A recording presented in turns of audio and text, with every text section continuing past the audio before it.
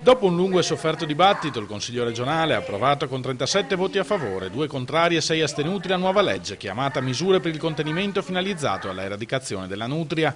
L'obiettivo è molto semplice: sterminio fino all'ultimo esemplare di questi antipatici roditori.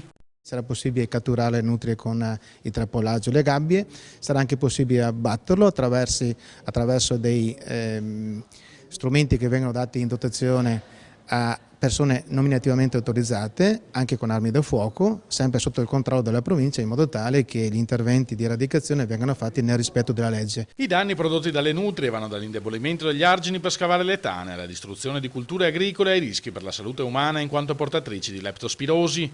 Eppure c'è chi ama questi animali, come il sandonatese, che dopo averne investita una l'ha caricata in auto accompagnandola per decine di chilometri fino al più vicino ospedale veterinario, dove le è stata fatta una TAC.